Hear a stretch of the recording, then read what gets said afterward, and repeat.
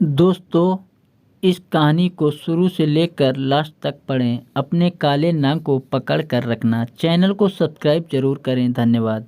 अक्षिता और मैं एक दूसरे से काफ़ी दिनों से मिल नहीं पाए थे, क्योंकि मैं अपने ऑफिस के काम के चलते बिजी था और वह भी काफ़ी ज़्यादा बिजी थी। तो एक दिन अक्षिता ने मुझसे फ़ोन पर बात की। जब हम दोनों ने एक दूसरे से फ़ोन पर बात की तो हम दोनों को काफ़ी अच्छा लगा।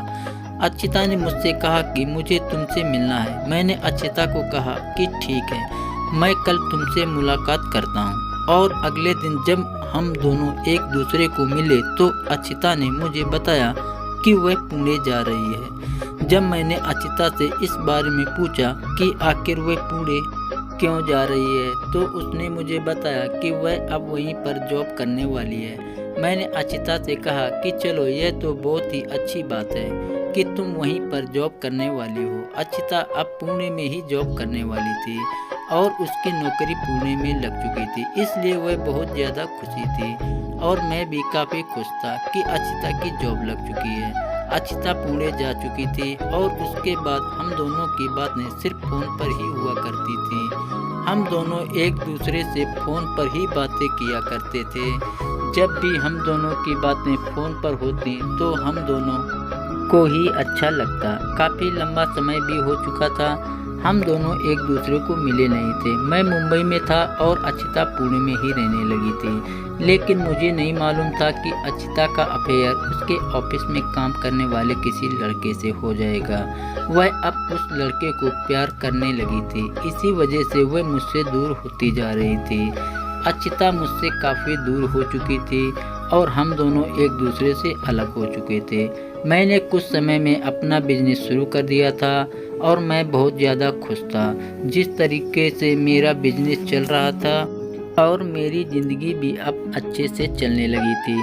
मैं अक्षिता को भूलकर अब आगे बढ़ चुका था और मेरे जीवन में सब कुछ ठीक चलने लगा था। मेरा बिजनेस भी अच्छे से चल रहा था, मैं काफ़ी खुश था जिस तरीके से मेरा बिजनेस चल रहा था। एक दिन मैं अपने दोस्त से मिला। मैं अपने दोस्त से काफ़ी समय के बाद मिला था।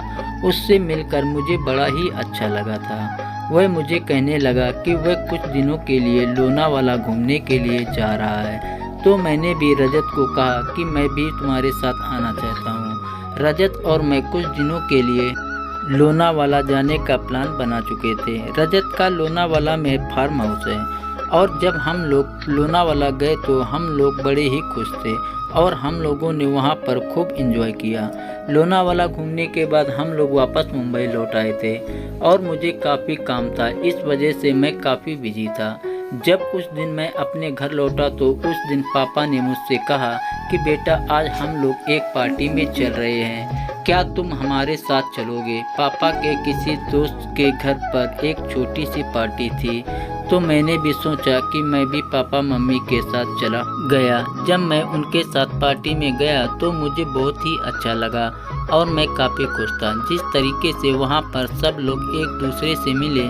पापा ने मुझे अपने दोस्तों से भी मिलवाया तो मुझे बड़ा ही अच्छा लगा था और फिर हम लोग घर लौट आए थे। जब हम लोग घर लौटे तो उस वक्त काफ़ी ज़्यादा रात हो चुकी थी, इस वजह से मुझे बहुत थकान सी महसूस हो रही थी।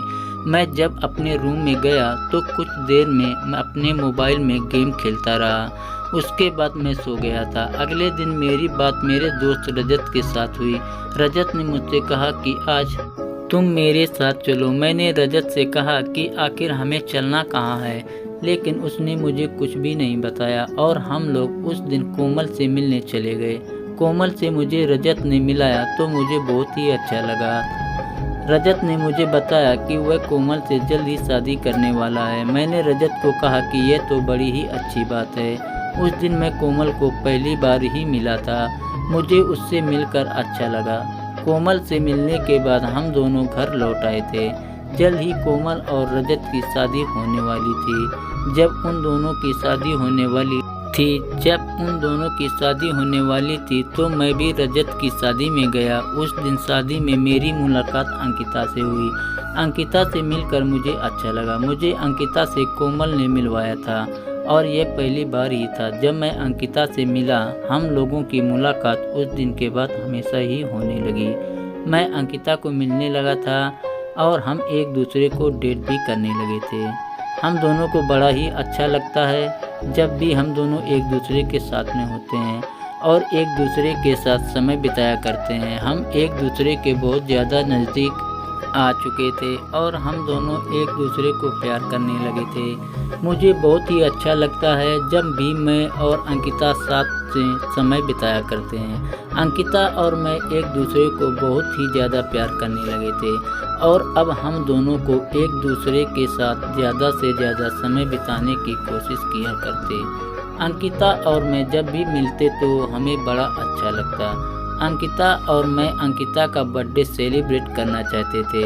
अंकिता का जन्मदिन जल्द ही आने वाला था और मैंने अंकिता का बर्थडे सेलिब्रेट करने का फैसला किया। जब उस दिन मैंने अंकिता का बर्थडे सेलिब्रेट करने के बारे में सोचा तो मैंने इस बारे में रजत से बात की और रजत ने मेरी मदद की। अंकिता का बर्थडे हम लोगों ने सेलिब्रेट किया और हम सब लोगों ने बहुत ही एंजॉय किया। अंकिता का बहुत ही ज़्यादा खुश थी और मैं भी बहुत ज़्यादा खुश था। जिस तरीके से हम लोगों ने अंकिता का जन्मदिन सेलिब्रेट किया, अब हम दोनों की ज़िंदगी में सब कुछ अच्छे से चल रहा था और हम दोनों चाहते थे कि जल्द ही हम दोनों एक हो जाएं। लेकिन अंकिता के परिवार वाले शायद इस बात के लिए तैयार नहीं थे। मुझे लगा कि अंकिता की फैमिली हम दोनों की शादी के लिए मान जाएगी, लेकिन वह लोग इस बात के लिए तैयार नहीं थे और हम दोनों को फिलहाल एक दूसरे से शादी करने का ख्याल अपने दिमाग से हटा चुके थे।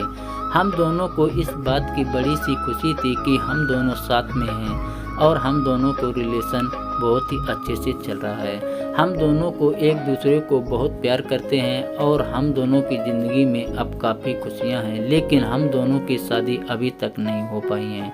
हम दोनों एक दूसरे के साथ से ज़्यादा समय बिताने की कोशिश किया करते हैं। अंकिता और मेरे बीच में अच्छे संबंध बन चुके थे। एक दिन हम दोनों साथ में थे। उस दिन मैं अंकिता के साथ संबंध बनाना चाहता था। मैंने अंकिता से कहा, आज मुझे तुम्हारे साथ करना है। उस दिन वह भी इस बात के लिए तैयार थे। वह मेरे साथ शारीरिक संबंध बनाने के लिए तैयार हो चुकी थी। मैंने उस दिन अंकिता के साथ संबंध बनाने के बारे में सोचा। हम दोनों मेरे एक दोस्त के घर चले गए और वहां पर हम दोनों साथ में बैठे हुए थे। मेरा मन अंकिता के साथ संबंध करने का था। मैंने अंकिता के होठों को चूमना शुरू किया तो मैं पूरी तरीके से गर्म होने लगा था और अंकिता भी गर्म होने लगी थी। मेरी गर्मी बहुत ज़्यादा बढ़ने लगी थी। वह बिल्कुल भी रह नहीं पा रही थी। वह मुझे कहने लगी, मैं अपने आप पर काबू नहीं कर पा रही हूँ। मैंने अंकिता के सामने अपने एल को किया और अंकिता ने मेरे एल को अपने मुंह में ले लिया। वह उसे किस करने लगी। अंकिता मेरे एल को चूम रही थी। उससे हम दोनों को मज़ा आ रहा था और हमारी गर्मी बहुत ही ज़्यादा बढ़ने लगी थी।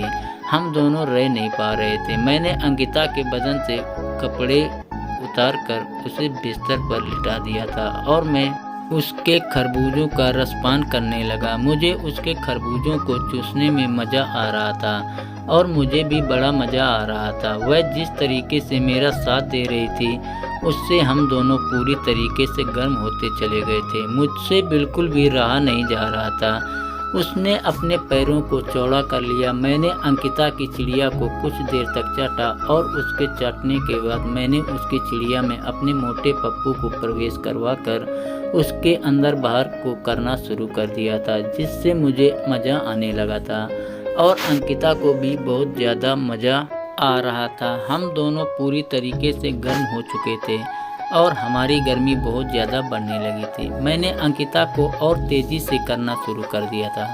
अंकिता भी ज़ोर से चिल्लाने लगी थी। अंकिता की सिसकारियाँ बढ़ती ही जा रही थी।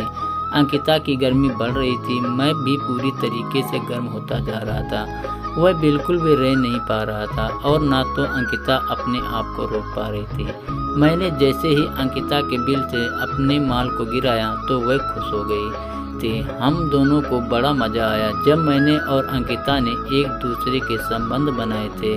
ऐसे ही रोमांटिक कहानी पढ़ने या सुनने के लिए हमारे चैनल को सब्सक्राइब जरूर करें। धन्यवाद।